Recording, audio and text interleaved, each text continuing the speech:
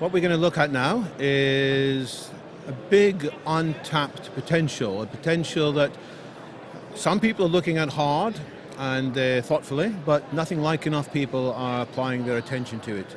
It's the potential for the transformation of the construction industry by new networks, new technologies, new devices, new apps and new services. What might we expect? What's not here today? What could we do to accelerate the transformation so that we have more buildings, more cheaply, more reliably, more robustly, something that many parts of Britain needs. So to talk us through this are two people, both of whom are involved in the organization COMiT, C-O-M-I-T. They'll tell you more about it. It's to look at how the construction industry can be transformed by all aspects of information technology. And we're going to kick things off with Tony Shooter, who is the technology chair for COMiT. So let's give Tony a welcome, and we'll record everything for a wider audience on the video as well. Tony.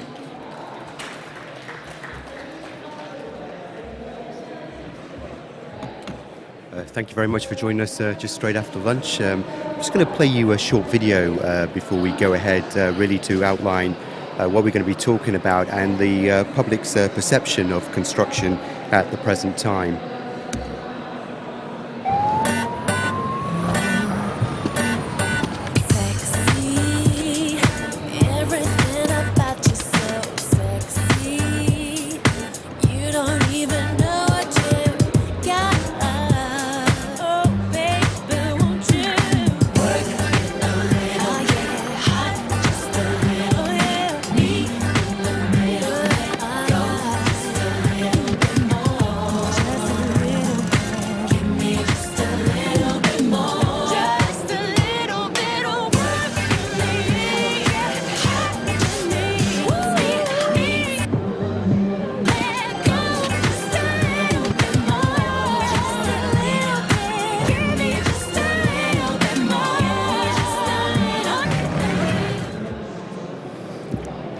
Thanks very much for that.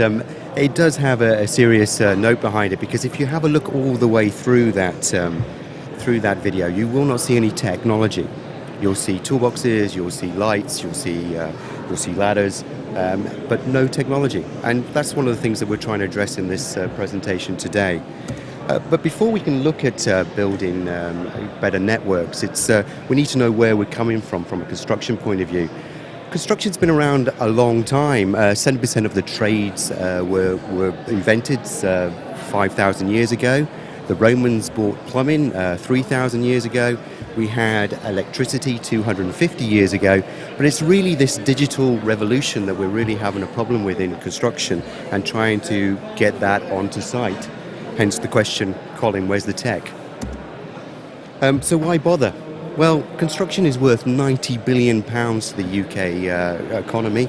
It employs 2.9 million people. And the government, they get it. They understand, that we've got to try and be more efficient within the construction industry and sector. And since 1934, the government's been producing C70 reports looking at the efficiency of construction. Our own organisation, COMiT, came out of a DTI project in 2003, which aimed to put technology onto construction sites themselves, because they felt that it was a big problem. A big innovation within construction is BIM, Building Information Management Systems, which is the big government standards, which we'll talk a bit more about later on. So what is COMiT?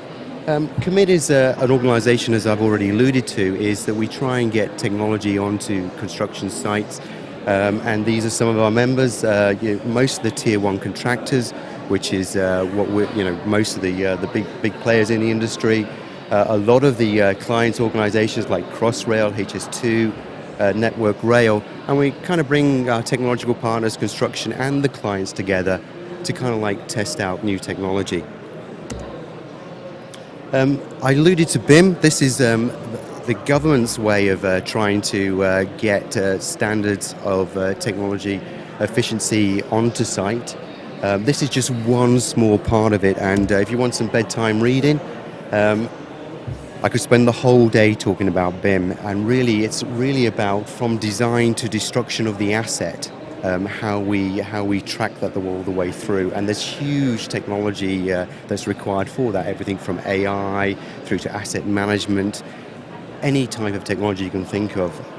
Probably one of the biggest proponents of it in the world at the present time is Crossrail, which is one of our clients. So all this drive and all this efficiency within construction, how are we doing? Well, this is the top 100 global construction companies, and you'll find it hard-pressed to find a UK company there. In fact, you have to go all the way down to 17th to find one. And the graphic on the right there just shows just how inefficient our industry is. 20% over time on most projects, 80% over budget, and our R&D is minus 1%. And you compare that to the automobile and the aerospace industry. You see there's some problems there.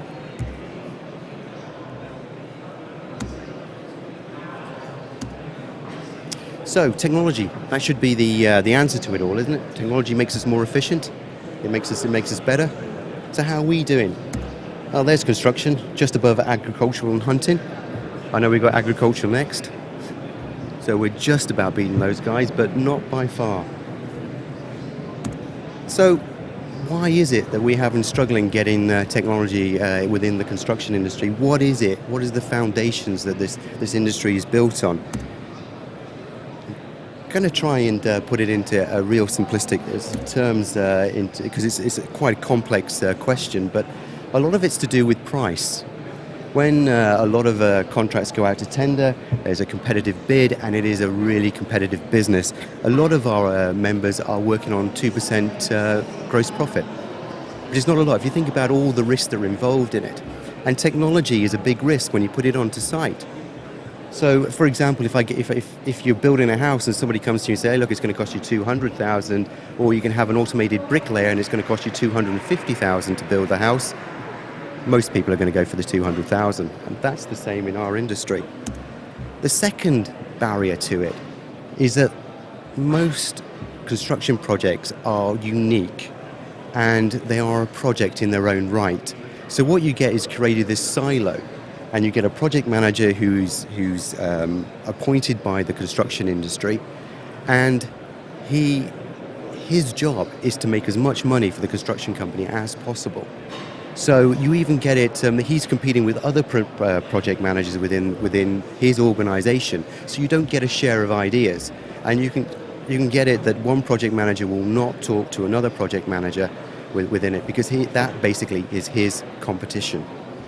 And to further complicate matters is then the industry starts to get fragmented, because when a major contractor gets a bid, he then subcontracts that out to the trades. So you'll get a big major contractor who will then siphon it off to another subcontractor, who will then subcontract it down and down and down until you get to the one-man band who's a painter and decorator who, sometimes he can't even read and write. So how do you get technology into that mixed? So many different processes. And the last one is isolation. These sites are isolated. They're brand new. So what does that do to data? What I have here is a diagram from Economy Box back in 2014, and why I like to show this is it's because these are 5 different industries, and this is the way that the data flows. In the center is the concentration, and once data is concentrated in the middle, generally it's more efficient. So I'll just show you which one it is. Construction is the one, as the next graphic shows, has the most collaboration, and it gets out. So if there's any industry that really does need a network to make it work properly, it's construction, more than any of the others. So what are we doing as COMiT, to build a 21st century industry? Well, like I say, we try and get technology into construction and to take away that risk, so so they know that the technology is proven.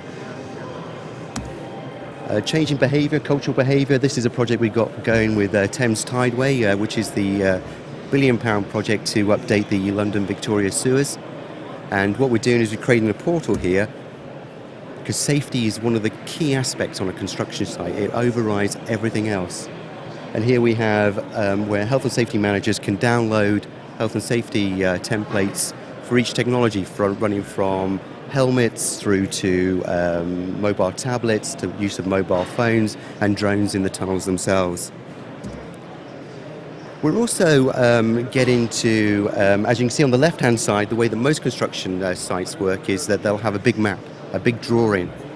And what will actually happen is if you make any changes to that, you'll draw on it, and then that gets handed to the next person. Very, very inefficient.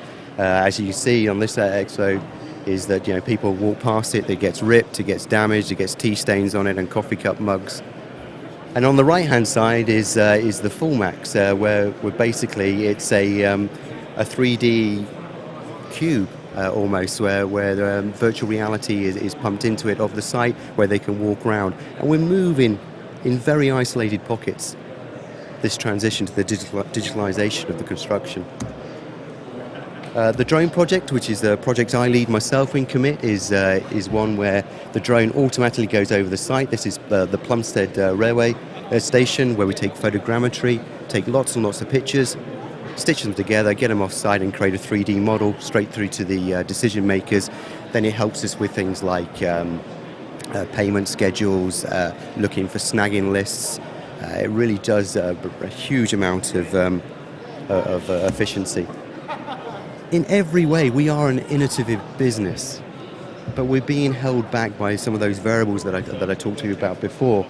We're doing things with everything. Robotics, we've got Hadrian, which is the automatic bricklayer, BIM, drones, off-site construction.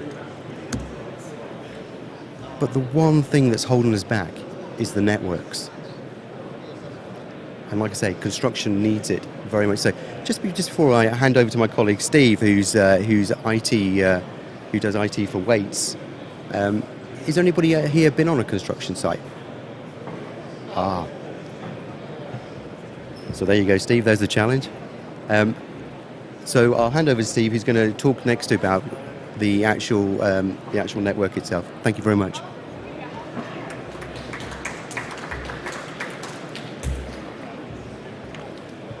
Thank you very much, Tony. As Tony said, I'm the IT operations manager for Wates Group. And that's my day job, but I also have the hat of COMiT chair for construction, and I put together pull together the views of the construction members and put those forward to our further community and look at how we can improve what we do. So reasons why we need good connectivity. And I'm going to go through a few of these and also some of the challenges that we face. So the first thing is why do we need good connectivity on site? I think that's the first thing that we need to consider. So one thing that we've seen is a shift in cloud services. That's one thing which has changed how we operate. We used to have back office systems where our email would flow, and we also used to block social media like YouTube and Facebook, etc. But now those are really key elements to our construction sites and our community presence. So we're now enabling those, and we're seeing much greater use and demand for those types of technologies. And then some of the more usual things, the back office applications, our project planning. Collaboration has moved now into the cloud with the use of 4 projects, BIW, A-Site, etc. And the key things that are coming now are BIM applications and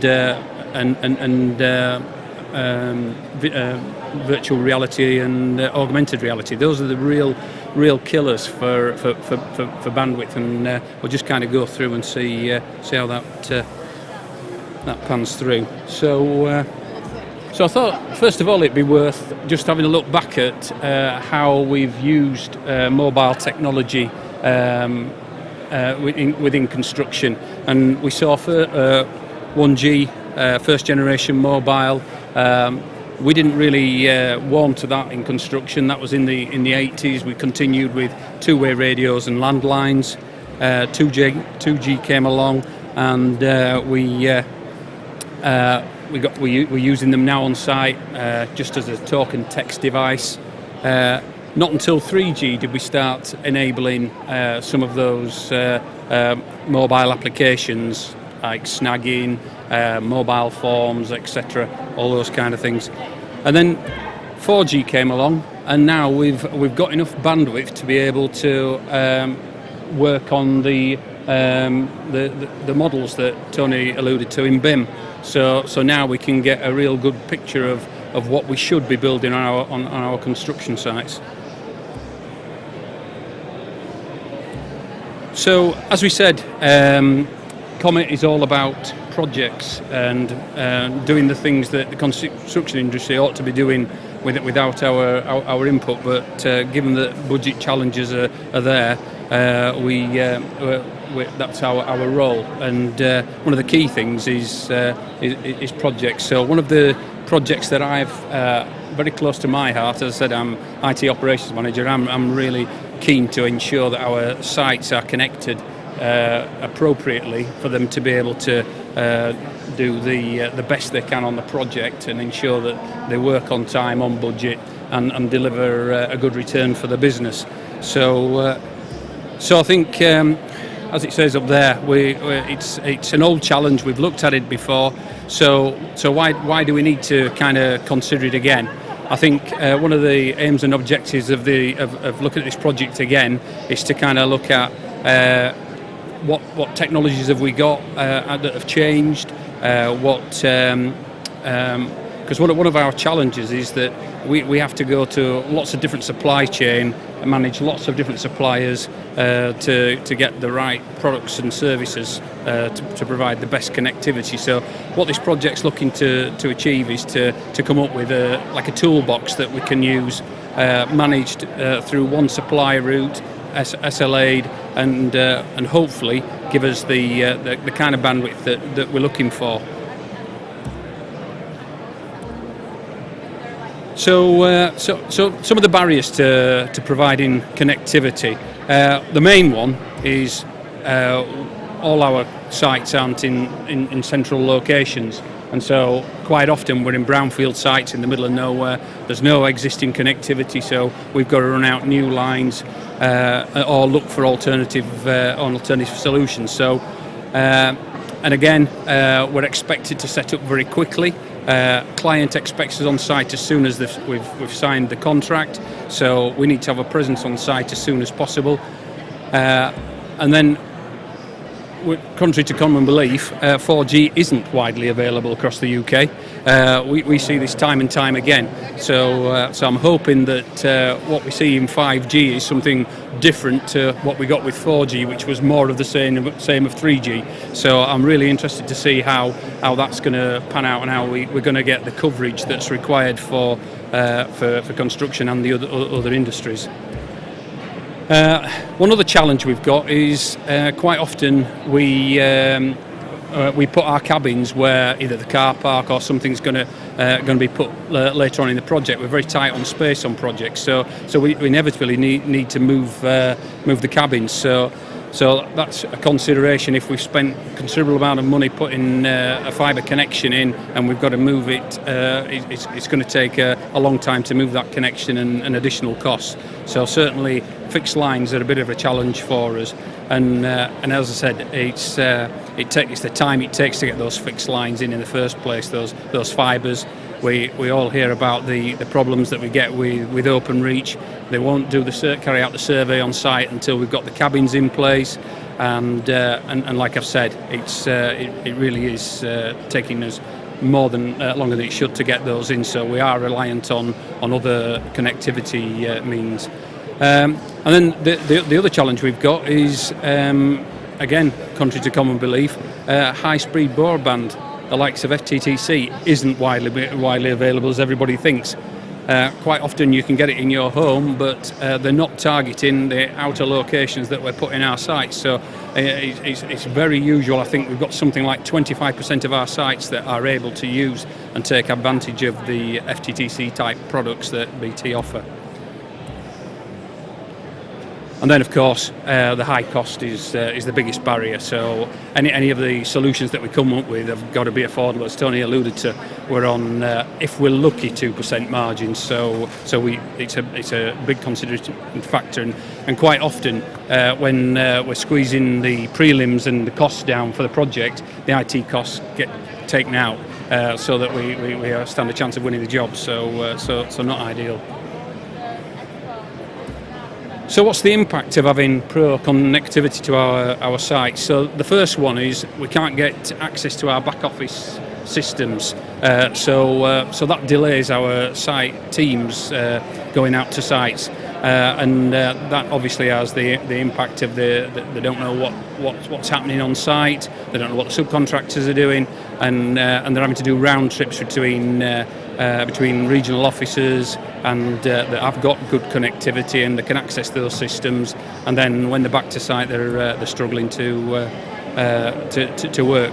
And the other key one is working to out-of-date information, and this is a little bit extreme here where we see that we haven't quite met the original plan, but it just goes to show that we have to do reworks, and these all add to delays and costs. And the other thing is reverting to manual systems. We all talk about we've got all these fantastic apps on our mobile phones and tablets, but they rely on connectivity, and if we don't have the right connectivity, then we're back to square one and back to the manual systems that we've previously used. And another key one is we can't deploy our specialist teams. Where this is where we've got some connectivity, but we haven't got great connectivity, so we can't do that great stuff that we talked about on BIM and looking at the clash detections and looking at where things should be going, etc. So all these things are real barriers to moving forward when we don't have good connectivity, and all those things inevitably end in project delays and increased costs to the project, which is clearly not something that we're looking for. So kind of in summary, we're looking out there for 5G to be an enabler for our industry. We think 4G let us down. We thought that 4G was going to transform. What we led to believe was going to transform how we worked. Whilst in the areas where we do have connectivity, that could be partially true, but it's the coverage that's the issue, and I'll be really interested to see how 5G tackles that problem.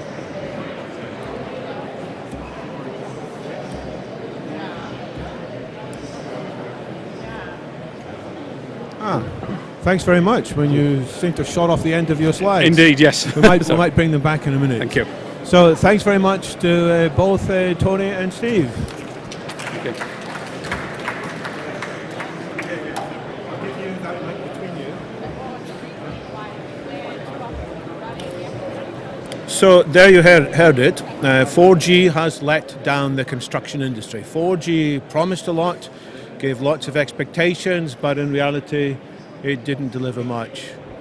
We heard a lot about some quite glamorous technology. We heard a lot about a bit about drones, a bit about robot builders, 3D printing perhaps, but it sounds like that if you have a single technology request, it is to fix the infrastructure.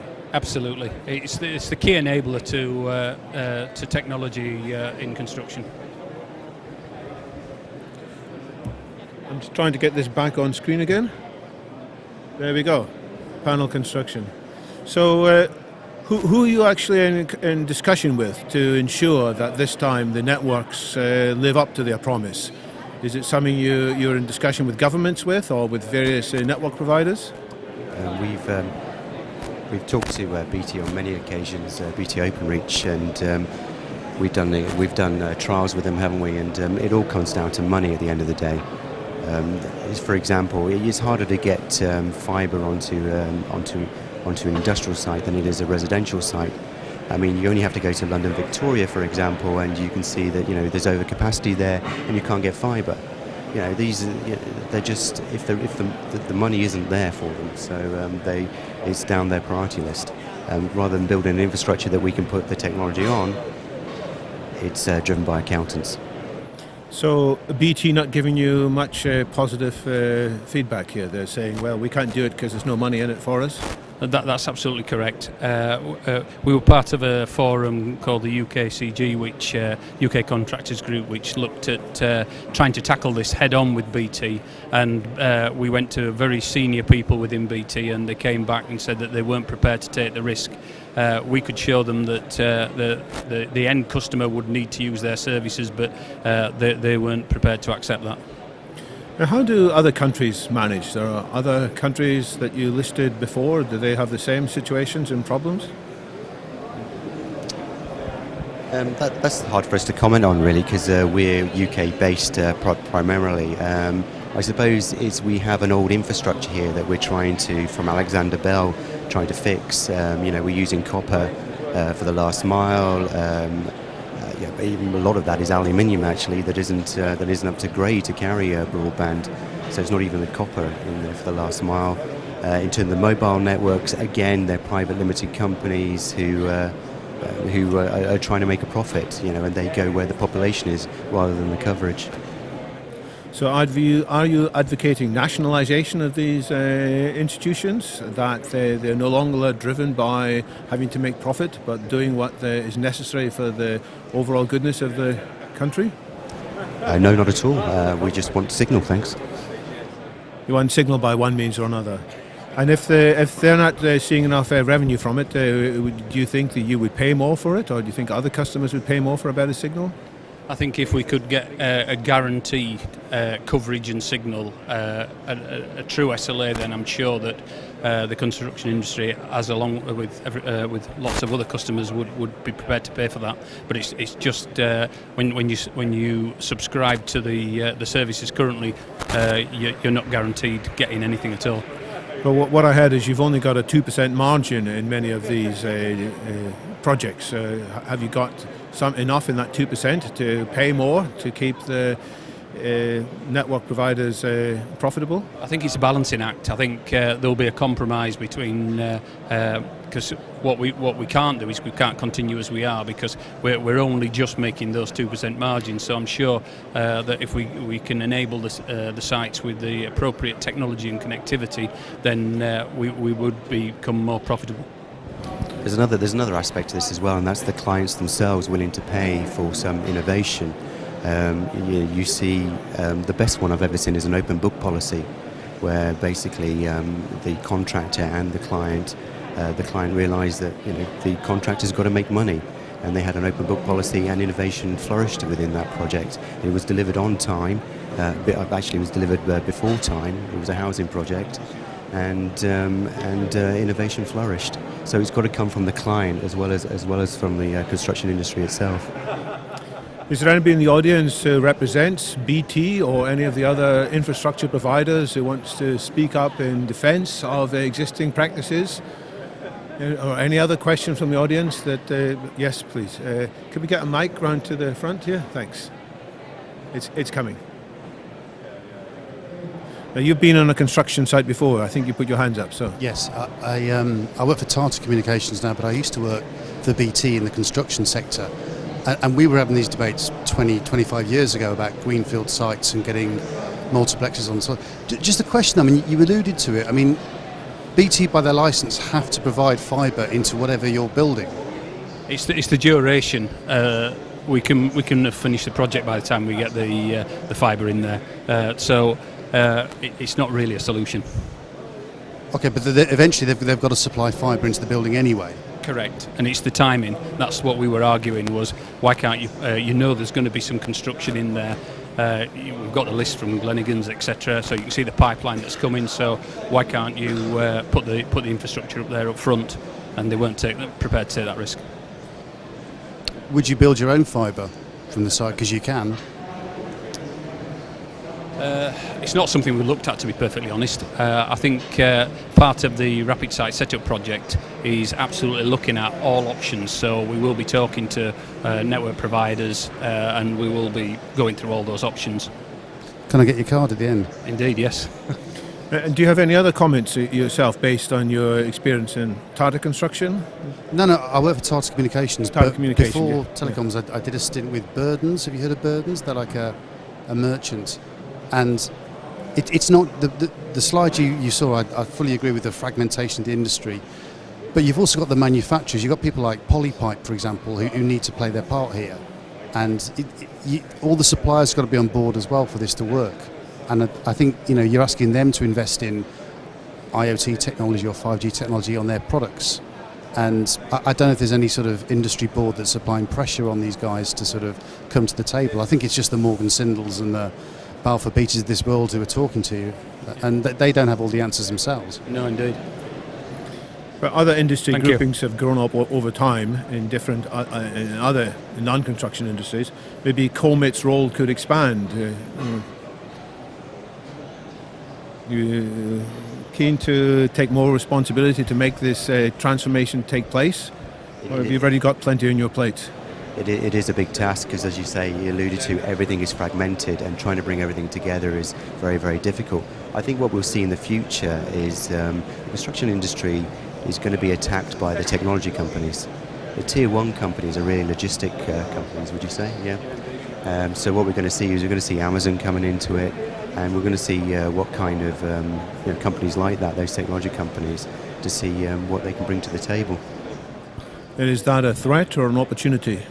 It's both. It's a threat, obviously, to the tier one companies, but it's also an opportunity to get our industry into the 21st century. I was fascinated by the drones that you briefly showed, and we hear a lot about what drones can and may not be able to do. Is this for real, that they're now flying around and taking these pictures and building more reliable maps than before? Yeah, we're using drones on a number of projects. I head the drone project within COMiT. What are we doing with it? We've got a drone now that can carry a man, so we'll soon see them lifting materials on site. We've got drones. There's a supplier here today who's got a drone. He's providing internet connectivity by flying up and tethering it. Like I say, we're using it for photogrammetry. We're using it for surveying. We've got sensors on railways which they just fly across. The one that project we got going at the moment with Gatwick is basically we're following the jet planes in with a drone and taking we're assessing the runway, and we'll soon take that project to Highways England. So yeah, the drone is a good tool, but it's not the answer to everything. It's a good data collection tool, but it's part of a bigger project. I told some people that we were going to have a session on how construction is going to be transformed by new technology, and they said, oh yes, in China there's lots of buildings being created by 3D printers and by robots. They're leaving us in the dust, aren't they? So That's a fair comment, absolutely. I was hoping to hear a more positive answer. No, unfortunately, I don't think we have one. I think what Tony alluded to, we are seeing inroads from China and other companies, and yeah, they are going to bring real competition for the UK industry. And so will that mean changes inside the UK, or is that just a competition overseas? I think the UK construction sector have to wake up, or they'll be left behind. Anybody else on the floor want to chip into the conversation? There was at least one or two other hands who've been on a construction site before. Yes, can we pass the mic over, please? Yeah, I was just going back to what you were showing earlier, Tony, when you had that list of from the main constructor to the subcontractor to the subcontractor to the subcontractors. Anything at the lower level going wrong can have this big knock-on effect all the way up to the top of it and get your overruns and so forth. What do you think the role might be for some sort of AI system to be able to manage that in the future in the construction industry? Yeah, it's difficult because you've got different processes from different people. I mean, tried to build common data environments where we bring everybody in. But it's difficult, isn't it? People seem to revert back to email, which is probably the worst thing that they can do. Common data environments we have. But just to give you an insight, just how difficult it is. If you look at the rail industry, we try to get them together to build a common data asset library. Would that be the right word? Yeah, data library. And you call a nail, or give it a number, and then you can, that's great. It almost went into a fight, didn't it? Yeah. So that's the difficulty that you've got. You've got all these industries who have their way of doing it, and trying to bring them together into one cohesive unit is certainly a challenge. AI, yeah, that's great. I know it's working really well in financial sector, where there are, as I said, the characteristics of construction. It needs the client, the tier ones, and all the way down to play ball, and that's the big difficulty. We've heard some of the issues. I mean, would you like to highlight some of what you'd say is the most promising success stories from construction in recent times in the UK? When, for example, the Crossrail project seems to have a lot of things going well for it. Yes, I think one of the key things for me from the Crossrail project was the investment from the UK government on innovation. The opportunities to innovate on that project were absolutely second to none, and I think that's really changing the way that other projects will kind of move forward. So for me, the innovation piece was a real selling point. In fact, they built their own innovation program called Innovate 18, and basically it was a portal where subcontractors could actually put forward any innovation that they wanted to, and they would get funding for it. So that was a big difference to normal construction projects, which is just how much money can we make out of it. And is that project running to time and to budget currently? Yes, it is, as far as I'm aware. Yeah. Yes. So even though there are limitations in the infrastructure, which we've talked about, there is still scope for people doing things smarter with the right support. It's all about will. Right.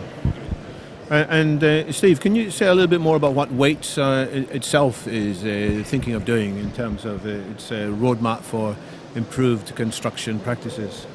So Wates Group are a major contractor, tier one contractor within the UK. We're looking for increasing our turnover through improving what we do. We're looking at off-site manufacture of MEP modules, which is going to mean that MEP, what is that? Mechanical, electrical, and plumbing modules. Sorry, and that facility will make sure that we run better to budget. We're not constrained by the conditions on site, and we can use semi-skilled labour. So we're far more in control of the end product. So things like that will certainly help us become probably one more profitable, and one that's something that we're really seeing positive news from our clients. They're really keen to come and see our off-site manufacturing facility, and we're also looking at putting one of the Max cubes that Tony was demonstrating with the 3D virtual reality, so that we can show clients actually what it's going to look like before they even have it built. And in your observation, is the most interesting innovation taking place in large companies, or in small ones, or in the small units which are part of large companies? I think, as Tony alluded to, when we have client buy-in to innovation, and that's very easy when the client's the government, because they can mandate and stipulate exactly what's required. So I think the key thing is getting the client on board early on, and changing the mindsets of clients within the UK.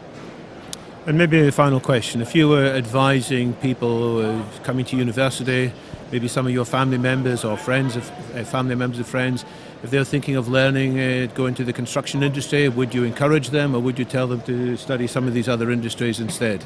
No, I think there's lots of opportunities. I think, as Tony put up on his slide there, it's a really good time to be in construction because some of the technologies that are coming through are really advanced and really interesting. The problem we've got is making it work through the connectivity, and that's why it's really important that we get the networks with 5G and others to provide that.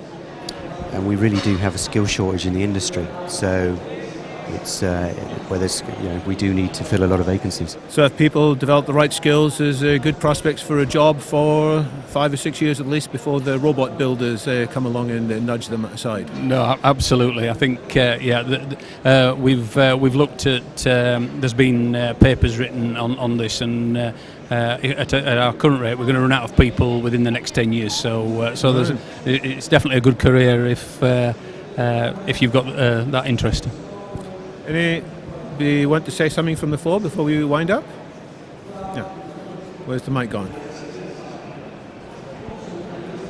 Just one point. I mean, I know the cost is a big hurdle, but do you have any case studies for the potential cost savings that this sort of technology brings? Or one of the big problems with technology is that the technology pays you back over a period of time, and projects are singular, and it's very hard to convince a project manager to put that project cost over 7 projects, because he's not in charge of 7 projects. So it's the way it's structured. There's the time saving. There is, but if you think that the capital expenditure of that product and the potential risk to the profit margin are barriers to the adoption of it. Does that make sense? Yeah, it does. Yeah. But I wonder how much how could you cost justify it in terms of the reduction in wastage and snagging and time on because time on site is very costly as well. So if you can reduce that by 3-4 weeks, I don't know how many thousands of pounds that's saving. Yeah, no, I totally agree with you. It's one of the problems that we have trying to convince people to put projects on. If you're doing AI or something, they're big bucks, projects, and like I say, there's not a lot of margin in it. So you've got to convince them that the thing that's what COMiT does. It puts the project on site to say this is going to save you time, and then it can quantify it. Because they've been burnt a lot of times by technology companies. Would you say, Steve? Absolutely, yeah. No, what Tony says is absolutely right. Getting proof of concept, budget even for proof of concept, is very, very difficult. So yeah, that's the beauty of COMiT, is that we can do those demonstration projects and we can show them in a working environment, and then we can show those to the decision makers and hopefully get the investment to move forward with exactly what you're saying. It may also be that other innovations in technology have sometimes needed financial innovation to run in parallel, which is new ways of justifying financial spend or new mechanisms to ensure that funding is available on longer term. And so we need clever financial innovation to make some of these technological projects become justified in a way that they aren't currently. So we may come on to financial innovation at the end of this session. We're going to transition in a minute from one industry which was near the bottom of a league ladder I saw in the slides to an industry which is even lower than in the legal ladder, which is agriculture. So we're going to see the opportunities for radically improving agriculture.